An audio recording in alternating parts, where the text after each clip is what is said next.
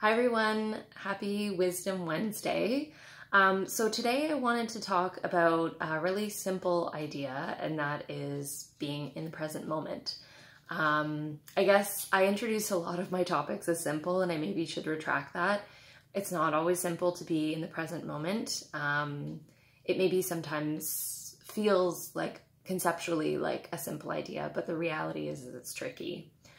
I just am filming this here from my yoga mat. I just finished my morning practice, and I've just been sitting here reflecting on the things that I know already and the things that I know about the body, about the breath, about mindfulness, about yoga, and about wellness. And I'm often very hard on myself. I was having this conversation with a girlfriend the other day about how hard we are on ourselves, and we're both fire signs. She's an Aries, shout out to Leah, and I'm a Sag.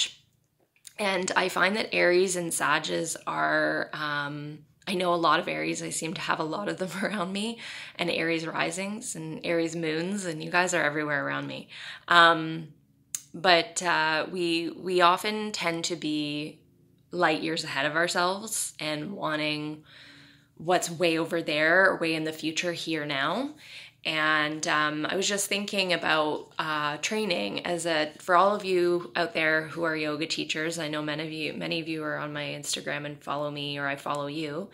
There is a tendency, because there's so much out there in terms of training for yoga teachers and for movement educators.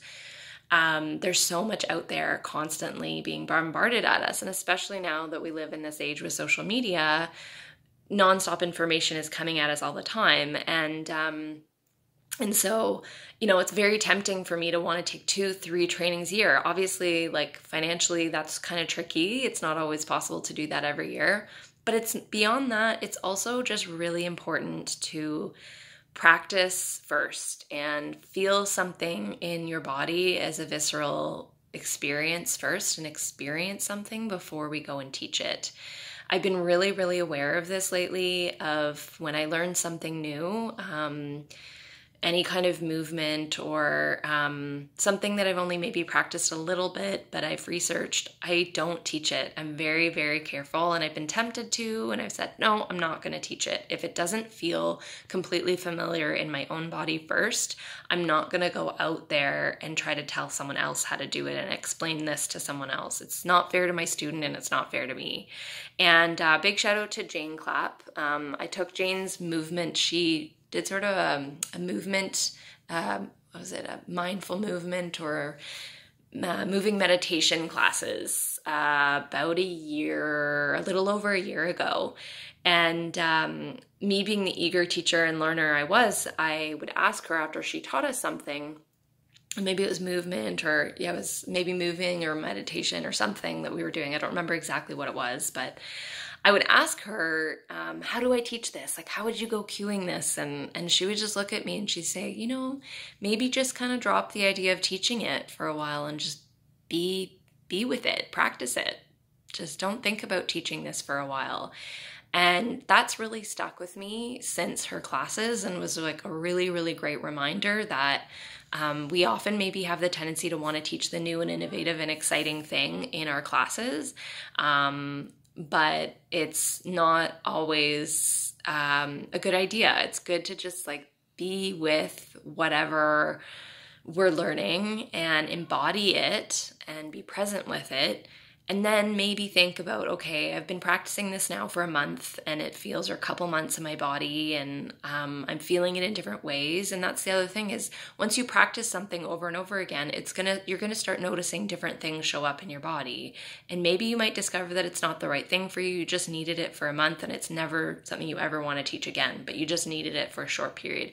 We don't know what our bodies are gonna want immediately. We might just know down the road.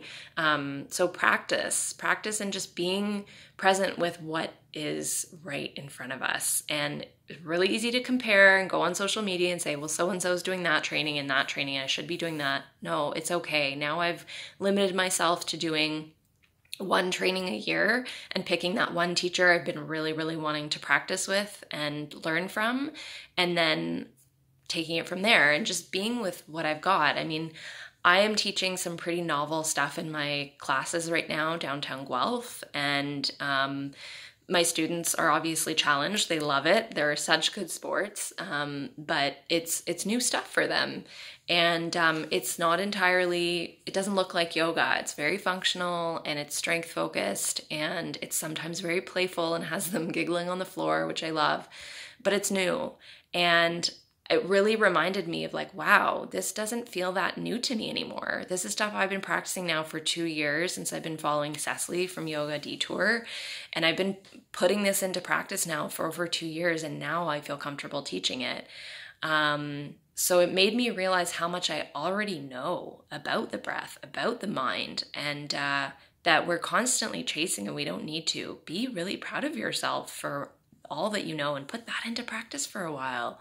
Put that out there, and this may not be yoga. It might be something that you already know about that you didn't even know you knew. And instead of chasing the next best thing or the next best event or whatever, maybe find, for example, summer plans. Like, I want to go to this festival and that concert, and oh my God, how am I going to do it all? Maybe just pick one. Live your life in this way where you're picking some small special moments and just living them, instead of trying to like fill up your cup too much to the point where you get overwhelmed. So that's a little bit of what I wanted to talk about today. I probably have lots more to say because I love talking and I love thinking about this stuff, but shout out to some of those people that have been helping me to reflect on what it is to be present with what I already know and I already own in my own body and my own mind and my own soul. Have a beautiful day, and we'll see you next week.